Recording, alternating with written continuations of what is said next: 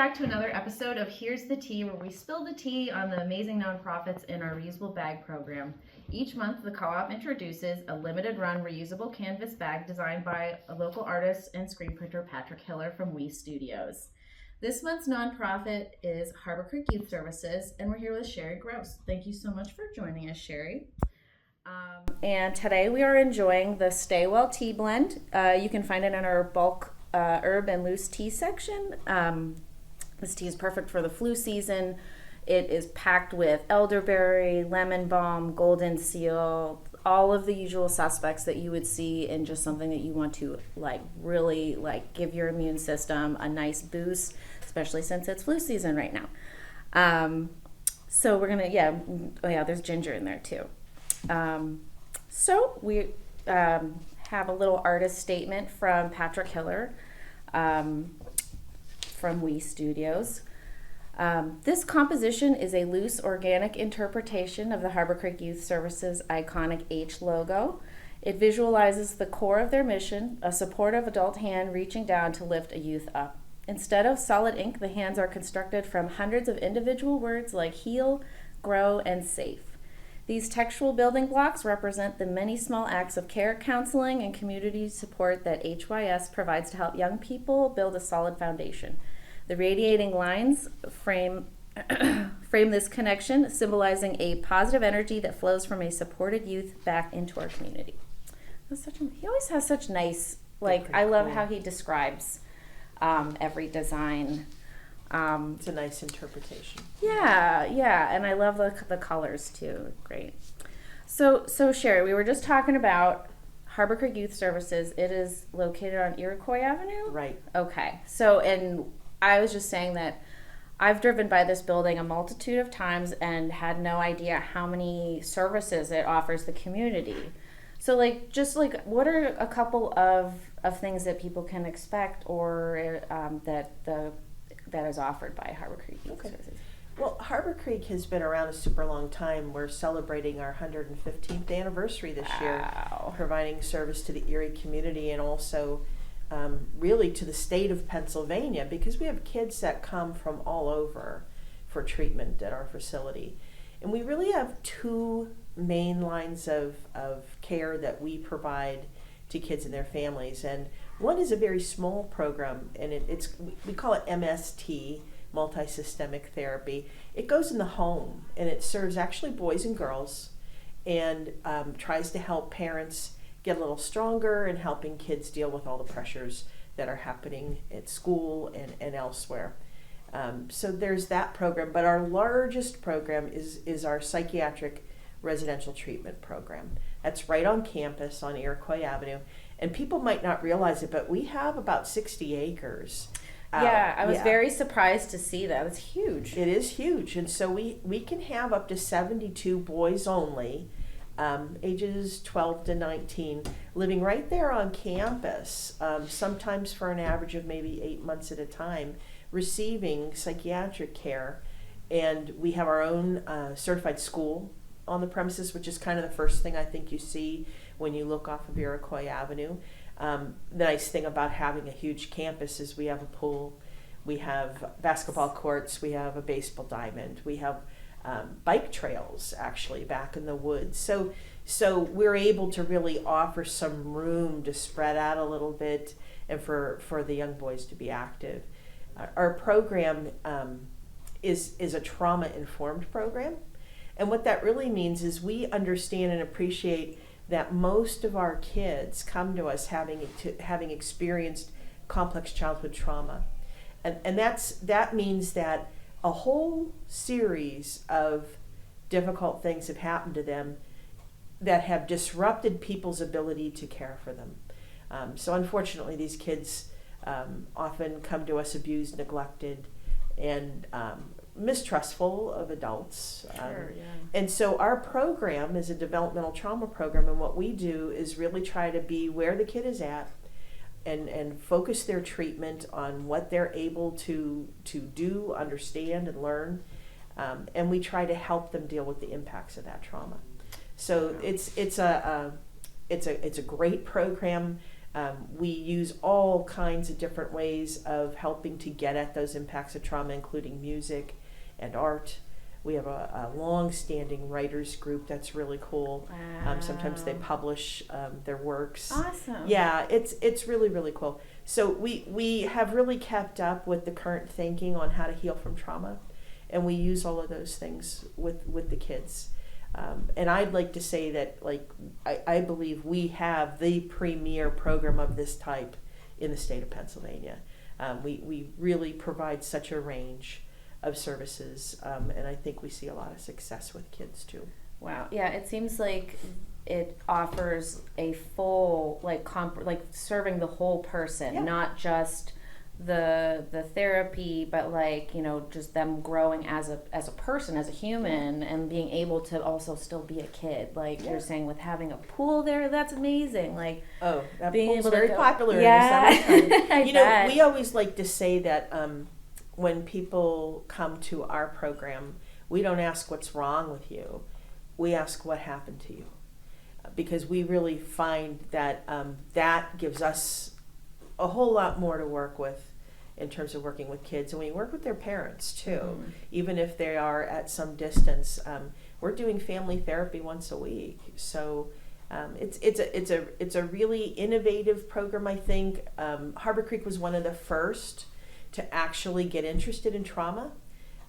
It was us and Sarah Reed and Percy's house locally back in 2009. So we've been at this a while, and I think we've really developed a nice expertise in it.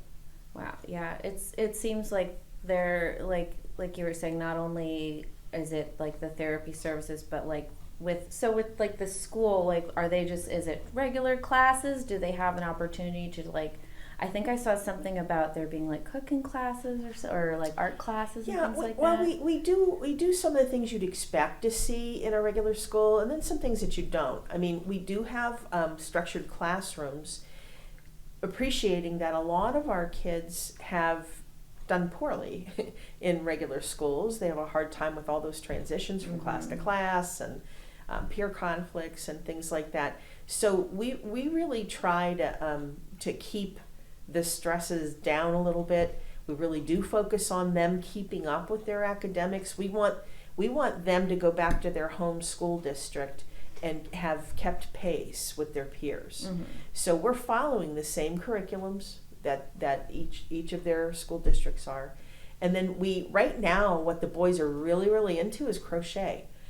We have a certified special ed teacher who also is really into crochet and cooking and things like that. So she has a special classroom where she's helping the boys. Right now, they're really into the chunky hats with things sticking out of them. Yeah, they're really into that. But it's nice to watch the boys get excited in activities like that. The other thing that we've had in the past is a bike repair program. We need to kind of reinvigorate that. Our teacher retired. But the thing that I like about the bike program is that feeling of accomplishment and competency that kids get from not only knowing how to ride a bike, but how to repair their own bike. A lot of our kids come from poverty, and not all of them, but a lot of them. And it may be the only means they have to get to a job someday, right? Or even get to their school. So the whole idea of using a bike is pretty important to them. Yeah, that independence there, that not only can they get out and go to where they need to, but like if something happens, they can fix their flat or their chain or whatever. Yeah, exactly. That's really awesome. Exactly. We do have a local like bike co-op. Yeah. And I wonder if they might, want to get... You know what? I've talked to a couple people from the bike co-op, and I think we will eventually figure out a way to kind of link arms. Yeah. And they're very aware of our program. Cool. So I am hopeful. Yeah, I'm it hopeful. just seems like it makes sense. Probably, I think they will probably be helpful in the future. Nice. Yeah. Awesome. So of all of the programs and everything that are offered there, is there any one that is like, I don't want to say your favorite, because it's like, picking your favorite flavor of ice cream, or anyone that just really like speaks to you or that you feel passionate about? I feel passionate about all those expressive arts programs that I told you about, because it's not music class, it's not art class. It's actually therapy, and it goes off the same treatment plan, the same goals that the boys are working on in other aspects with their therapists and others. So I'm very proud of how we've grown those. If you saw our music room, you would probably like drool because it is so well equipped, and we have a fabulous music therapist. I can't say enough about him. So those programs I'm very proud of. But on a simpler basis, if I step back and look at it, I'm very proud of that developmental trauma program. It took years to build. And I like the fact that we, as an organization, embraced something called the sanctuary model a long time ago, which is really just another rebranding, I guess, of trauma-focused care. But there's one commitment that you believe in if you are in the sanctuary model that is my favorite, and that's the commitment to change and growth. And it's that belief that we're all human and we can all change and grow. And especially kids, because kids are still changing and growing. So to me, there's a lot of hope in that. And hope is really what drives the work we do. If kids don't have hope, they don't participate in treatment, right? So to me, hope is really the first thing. Right around also addressing people's safety, because if you don't feel safe, you don't do well either, right? So the fact that we're a sanctuary model and we were certified in that, and that we embrace that concept of everybody can change and grow is something I'm very proud of. Awesome. Yeah, there's so many there's so many programs that are offered that I had no idea. So if anybody wants to get involved or get some of the services, what would be a good way for somebody to get in contact? Call, website, anyone better than the other? Or? I think that the website is a good place to start. We are part of a system of care in Erie County and in Pennsylvania at large. And so most kids who make it into one or the other of our programs are already receiving some sort of services, and they have people involved in their care who will steer them appropriately. In order to get into our residential program, for instance, you have to meet certain medical necessity criterion. So not everybody does. Mm-hmm. It's not the kind of thing where you're like, oh, I think I'm going to have my child go live at Harborcreek for 8 months. It doesn't work that way. So if you're already involved in services, those are also people to be asking. They're pretty aware of what's available and what's maybe the right level for a kid who's struggling. So if somebody wants to also donate and get involved in health that way, what's a good way that they can do that? Well, I think we probably have a link on our website as far as making a donation. You can always up and send a donation and let us know if it's for something specific or general. And then every year we participate in Erie Gives through the Erie Community Foundation. Okay. Which is a great opportunity. We usually let the community know what it is we intend to spend the money on. Some years it's been our expressive therapies programs. One year it was a therapy bike program, things like that. But those would be, I think, the main ways that people, if they wanted to give, could just step and do that. Cool. Is there anything else that we didn't touch on that maybe that you wanted to talk about?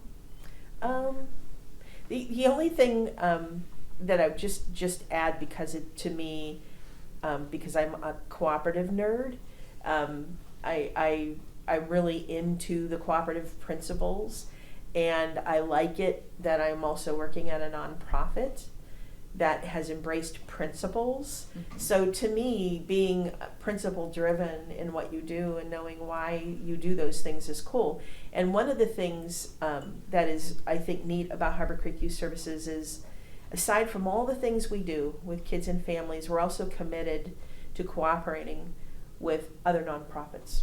So we have some pretty close relationships with other organizations for our own mutual benefit, and I think that's neat. And it reminds me a little bit of the cooperative principle of cooperating with other cooperatives. Yeah, so, I love that. That's so nice. I love when you see other nonprofits support each other and like work interconnectedly. Like that's what literally the community is all about. It's not about competition, you know. We're not in this. Nobody's getting rich. Nobody owns Harborcreek Youth Services. This is really about, you know, how do we all move forward together and stay strong together. Awesome. I love it. Well, Sherry, thank you so much for coming in today and sharing everything. Thanks for this opportunity. This is cool. Yeah, no, I love it, and I'm so glad to learn more about this wonderful nonprofit and everything that they're offered, because I learned a lot. Excellent.